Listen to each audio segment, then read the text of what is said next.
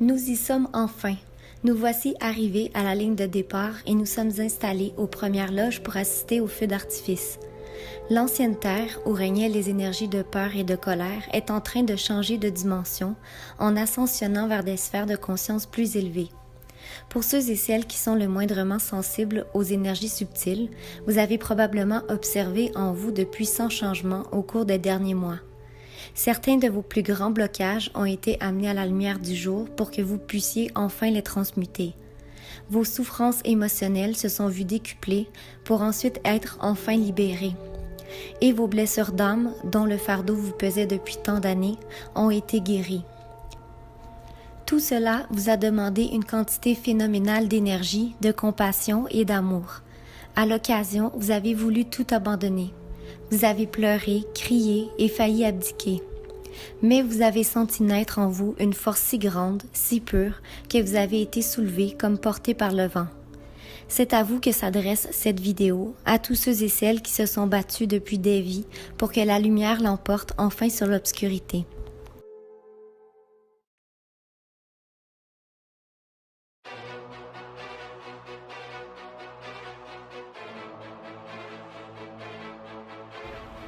Certains d'entre vous diront que les ténèbres dominent encore, et vous avez raison.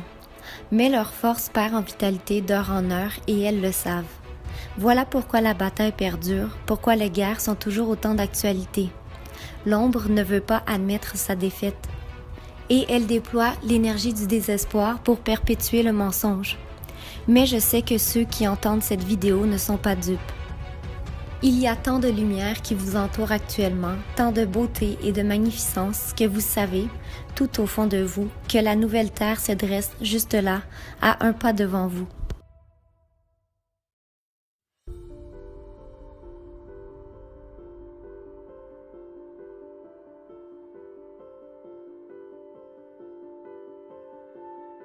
Vous pouvez la voir, vous pouvez la sentir dans vos méditations, dans vos rêves, dans vos moments de tranquillité. Si vous fermez les yeux, vous pouvez l'observer se détacher tranquillement du cauchemar dans lequel nous étions plongés depuis des millénaires. Plusieurs l'avaient prédit et aujourd'hui, la possibilité nous est offerte d'ascensionner avec elle, avec Gaïa. Savez-vous à quel point votre âme se réjouit d'être ici en ces temps immémoriaux? Vous rendez-vous compte du travail qui a été accompli pour qu'enfin arrive ce grand jour où notre chère Mère la Terre ira à la rencontre de son destin? Voilà pourquoi nous sommes ici, chers frères et sœurs travailleurs de lumière. Le mouvement est enclenché et la Terre n'attend plus qu'on la laisse aller.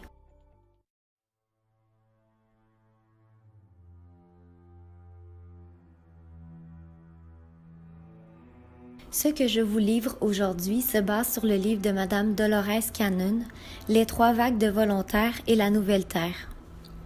Madame Cannon, thérapeute spécialisée en hypnose de régression quantique, fut la première à développer une technique particulière pour contacter ce qu'elle appelle le subconscient. En d'autres termes, sa méthode employée lui permet de communiquer avec le soi supérieur de son patient et ainsi accéder à un réservoir d'informations quantiques. Au cours de ces nombreuses séances, les messages qui lui sont parvenus au travers de centaines de clients lui ont permis d'assembler plusieurs pièces d'un même casse-tête. Le résultat de ces travaux nous mène à penser que l'humanité transite actuellement de la 3e dimension à la 5e, hypothèse émise également par maints prophètes et écrite au cours de notre histoire.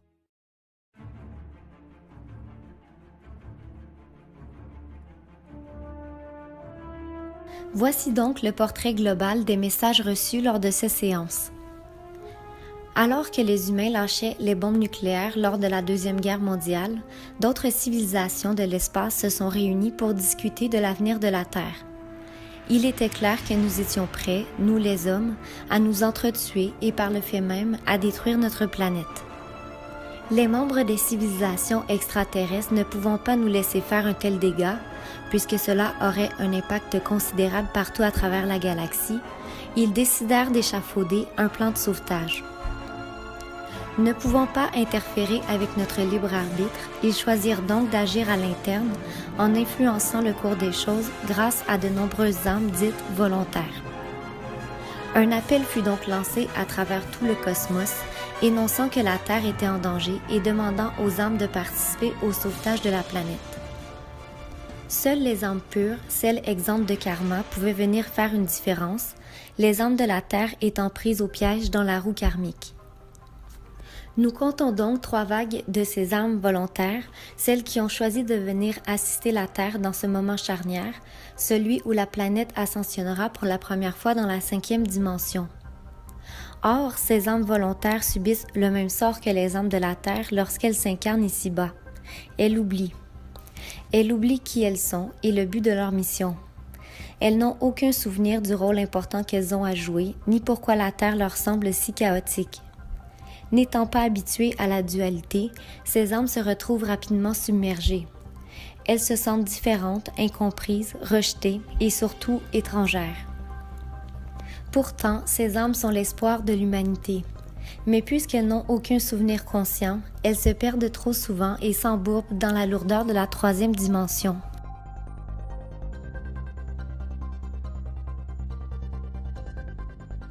Voilà pourquoi j'ai créé cette vidéo, pour éveiller les âmes endormies, celles qui portent en leur cœur des souvenirs lointains d'une vie différente, celles qui croient en la beauté, en la compassion et en la solidarité, et qui êtes là par amour envers l'humanité.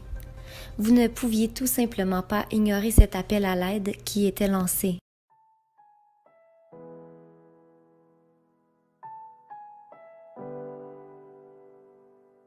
Après plusieurs centaines de séances de régression, Dolores Cannon a été en mesure d'estimer l'âge approximatif de ce qu'elle considère être les 3 vagues d'âmes qui se sont incarnées en ces temps particuliers. Au travers des nombreux témoignages, tout un chacun s'entendait pour dire qu'ils s'étaient eux-mêmes portés volontaires à la suite de l'appel lancé par la Terre. Ils ont tous dit les mêmes choses concernant leur vie actuelle, qu'ils étaient là pour porter assistance aux humains et à notre mère la Terre.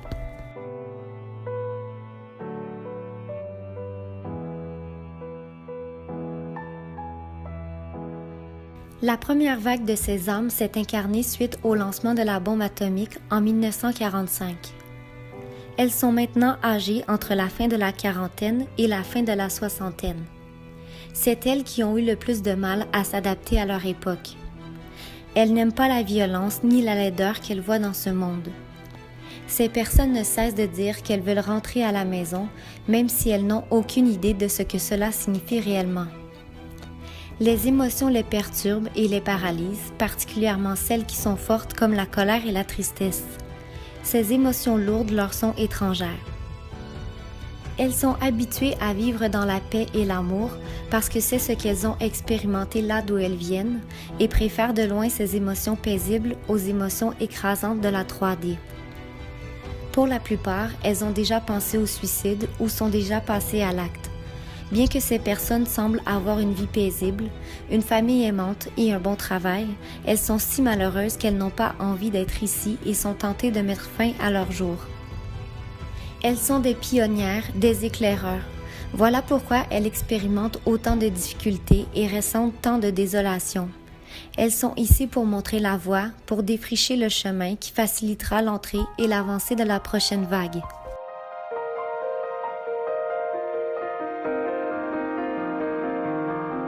Les membres de la 2e vague ont entre 30 et 40 ans. Ces âmes traversent la vie avec un peu plus de facilité que la première vague. Elles sont généralement au service des autres et passent pour la plupart inaperçues. Elles sont décrites comme des balises, des antennes, des générateurs, des canaux d'énergie, puisqu'elles sont venues avec une énergie unique qui affecte énormément les autres. La grande majorité n'a pas besoin de faire quoi que ce soit. Elles ont juste à être, étant donné leur énergie particulière qui touche naturellement les autres. Même si elles ne le réalisent pas consciemment, ces âmes ont une énergie si forte qu'elles influencent les autres sans qu'elles aient à dire quoi que ce soit. Le seul fait d'être présente ici augmente la vibration de tous les autres êtres. Paradoxalement, ces âmes dont l'énergie affecte les autres ne se sentent pas à l'aise au milieu des gens. Ainsi, beaucoup d'entre elles préfèrent rester chez elles et ne se mêlent pas aux autres. De ce fait, elles ratent leur objectif qui est d'aider les autres à augmenter leur vibration. Beaucoup de ces âmes ne veulent pas avoir d'enfants, tout comme celles de la première vague. Elles réalisent inconsciemment que les enfants créent du karma et elles ne veulent pas être retenues ici. Pour la plupart, les membres de la deuxième vague sont des observateurs plutôt que des participants. Ils sont là pour faciliter les changements, juste en étant présents, juste en observant. Puisqu'ils sont des canalisateurs d'énergie, ils n'ont pas à faire quelque chose en particulier.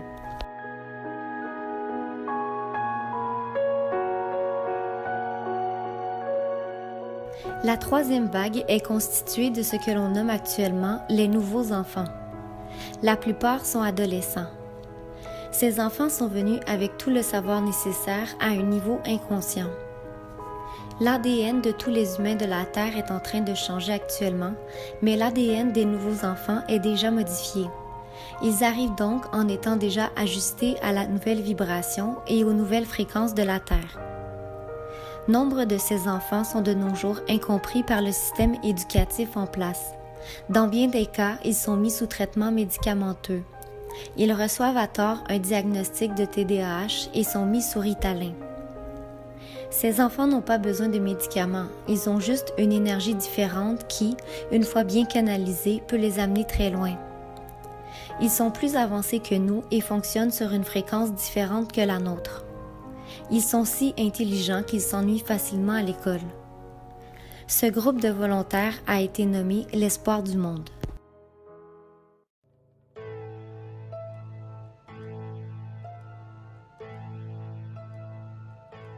Nul ne peut nier qu'actuellement, notre monde court à sa perte. Le portrait global de l'état des choses sur notre planète étant sombre, nous pouvons facilement croire qu'il n'y a plus rien à faire pour renverser la situation. Or, c'est là qu'interviennent les volontaires, ces âmes pures venant à la rescousse de l'espèce humaine. Ces âmes sont investies d'une double mission. Changer l'énergie de la Terre afin que nous évitions la catastrophe et aider les humains à augmenter leur vibration afin qu'ils ascensionnent avec Gaïa vers la 5e dimension. Certains volontaires, pendant leur séance de régression, ont vu des planètes entières exploser en 1000 morceaux. Ce qu'ils nous rapportent quant à la cause de cette destruction est qu'elle semble provenir d'une explosion nucléaire provoquée par les habitants de la planète ou d'un énorme cataclysme. Les volontaires rapportent qu'ils étaient censés veiller sur le peuple, mais qu'ils ont échoué. Ce sentiment les laissant aux prises avec une profonde tristesse, ils affirment être présents aujourd'hui pour s'assurer que cela ne se reproduise plus. D'ailleurs, si une telle destruction venait à arriver de nouveau, les différents univers en seraient grandement affectés, ces derniers étant tous imbriqués et interconnectés. Voilà pourquoi tant de volontaires ont choisi de répondre à l'appel. Afin d'éviter que l'humain détruise notre mère la Terre, ils sont venus par milliers et se sont installés aux 4 coins du monde. À un certain niveau, ils travaillent tous de concert dans le but d'aider les gens à se préparer au changement vibratoire. Par contre, ils le font tous à leur façon. Certains d'entre eux ont rapporté qu'ils aidaient en étant simplement ici. En vivant leur vie, ils apprennent et expérimentent plusieurs choses. Ces informations sont ensuite transmises à leur base de départ pour être analysées et corrigées. D'autres sont venus pour des missions relevant de talents particuliers qu'ils ont appris à perfectionner en d'autres temps et lieux. Et d'autres encore en sont à leur première incarnation terrestre. Ils viennent pour avoir une influence par leur simple présence et leur rayonnement énergétique. Ayant évolué sur d'autres sphères de conscience, ces âmes hautement évoluées sont fortement perturbées lorsqu'elles arrivent ici. Elles trouvent l'endroit effrayant, peu confortable et très hostile. La vibration dense de la Terre les affecte beaucoup, puisqu'elles ont l'habitude d'être dans des endroits où tout est plus léger, plus lumineux.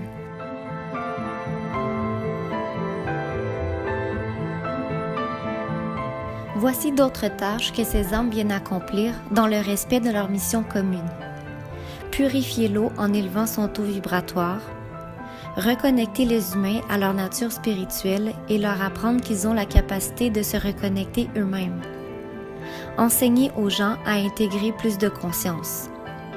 Faire évoluer le cœur jusqu'à ce qu'il soit aligné avec le savoir.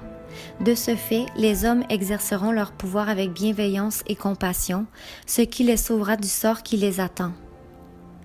nous aider à faire la transition vers la nouvelle terre. Être les gardiens de la lumière et de la connaissance de l'un en suivant les lois universelles. Transmettre les enseignements spirituels provenant de la source ou de leur base d'origine. Apprendre aux autres à incarner leur part de divinité dans le monde de la matière.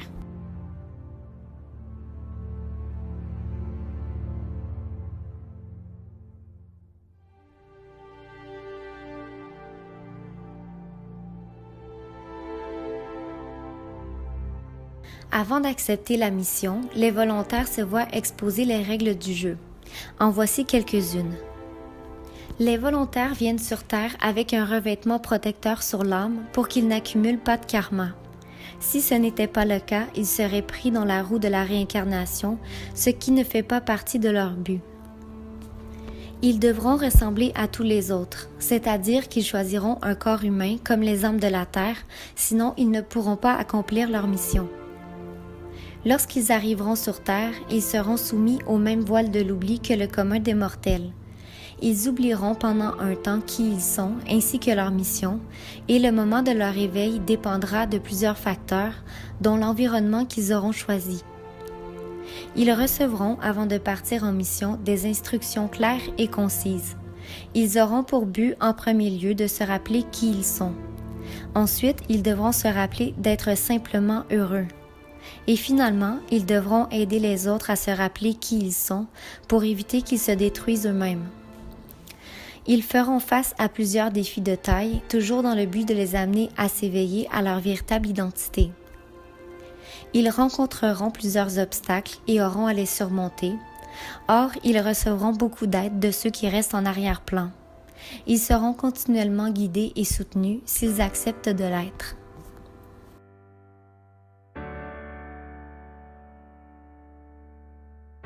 Elles n'aiment pas la violence ni la vibration de la terre.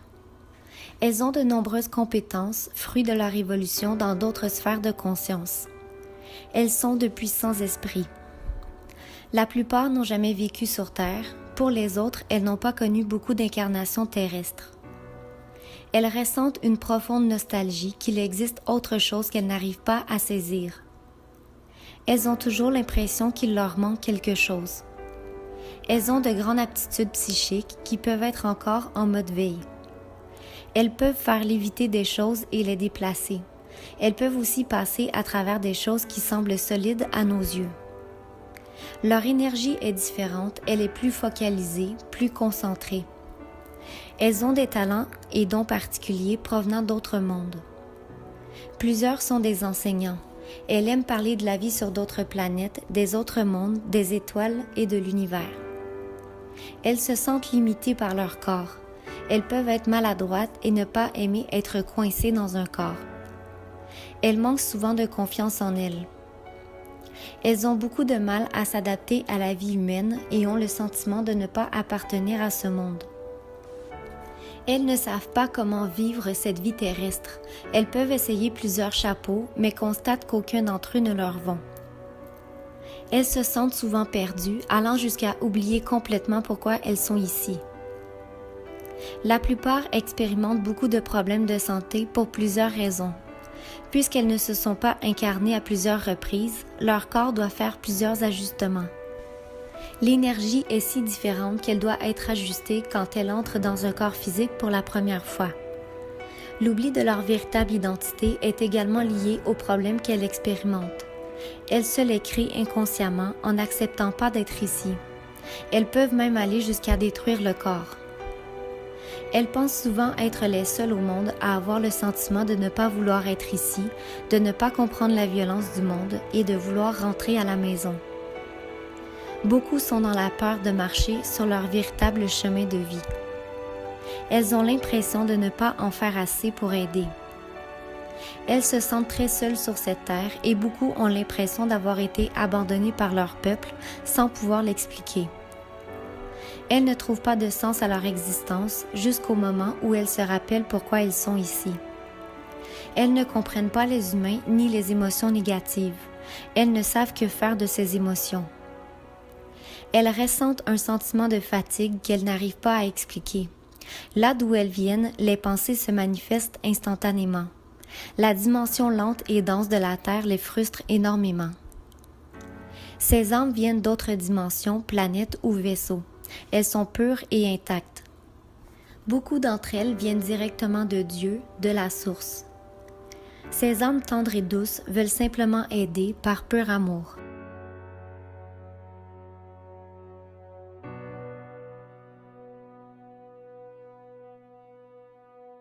La Terre est en route pour réussir son passage dans la prochaine dimension, vers sa prochaine vie.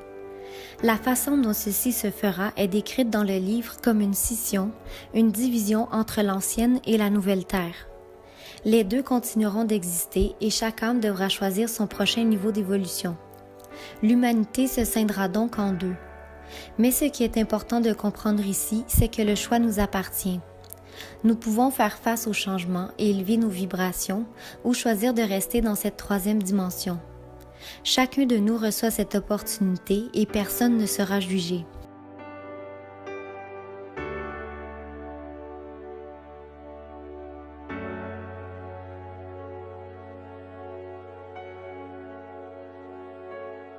Le passage de Gaïa vers la cinquième dimension se fait de façon graduelle.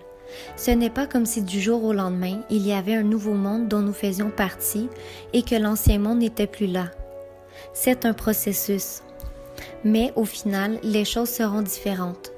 Et à la fin, ceux qui auront élevé leur vibration avanceront. Pendant cette période de progression, il a été dit dans le livre que nous traverserons une période de chaos total où tous les anciens systèmes de croyances s'effondreront. Les gens erreront dans les rues complètement perdus puisqu'ils ne sauront plus en quoi croire. C'est à ce moment que nous aurons le plus besoin de ces volontaires. Ils seront nos piliers puisqu'ils sont préparés à voir ces changements.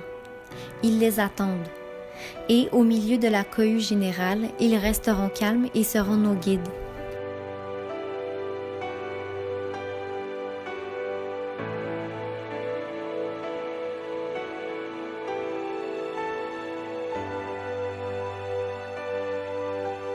Plusieurs âmes volontaires sont frustrées lorsqu'elles s'éveillent à leur mission et réalisent qu'elles doivent tout de même attendre l'arrivée de la nouvelle Terre. Elles deviennent alors très en colère, ce qui les place dans un cycle négatif de la dualité.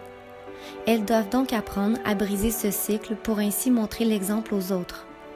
Les émotions lourdes telles la colère, la peur et la frustration n'ont plus leur place sur la nouvelle Terre et doivent être transmutées.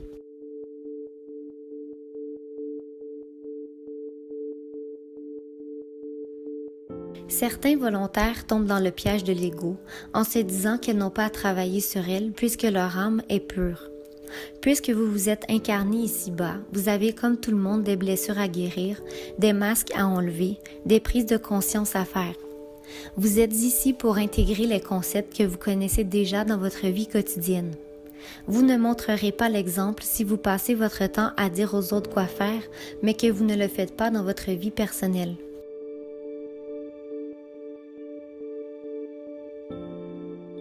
Vous avez en vous la capacité de créer tout ce que vous souhaitez, mais pour cela, vous devez connaître vos intentions, puis leur donner une direction.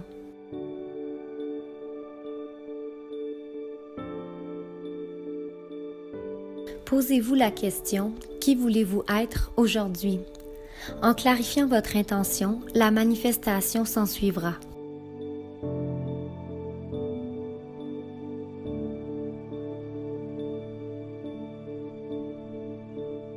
Comme nous l'avons vu, la plupart des volontaires qui ont oublié leur mission ne veulent pas être ici.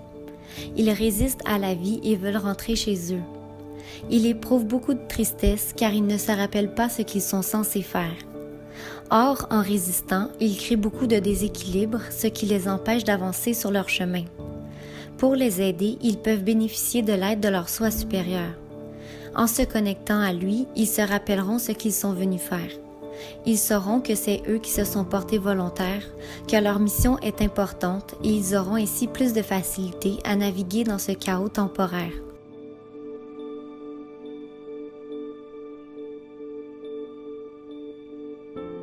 Les nouvelles énergies infusées sur Terre révèlent certaines zones de blocage au niveau physique et émotionnel qui précédemment étaient dormantes.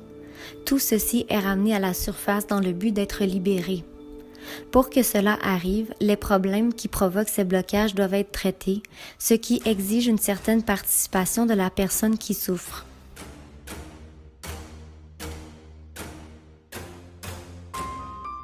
Dans son livre, Dolores pose une question au sujet des événements prophétiques de 2012. Plusieurs théories avaient affirmé que cette date marquerait la fin des temps. Voici la réponse qu'elle obtient.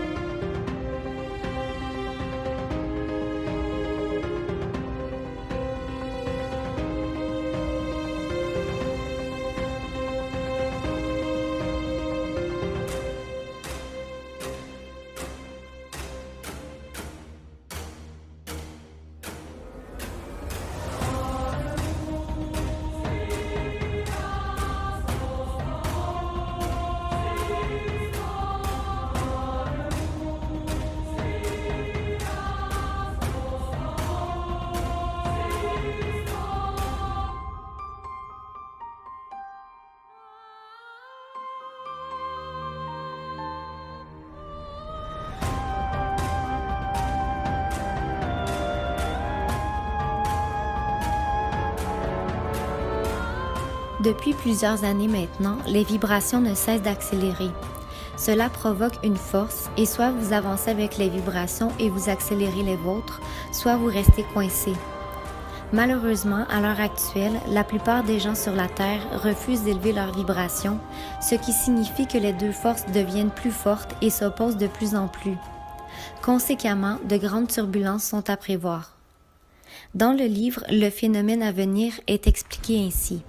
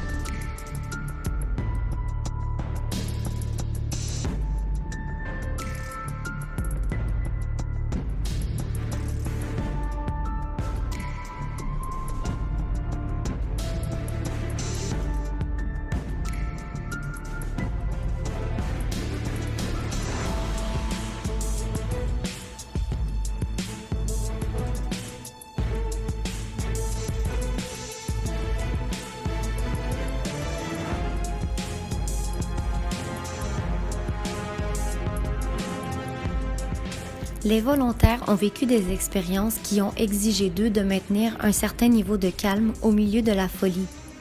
Pure coïncidence? Eh bien non. La vie les a préparés aux changements à venir. Puisque nous allons passer par une étape du processus très chaotique, beaucoup d'agitation se fera sentir. Les gens s'affoleront et auront besoin de la stabilité et de l'ancrage de ceux et celles qui savent ce qui arrive réellement.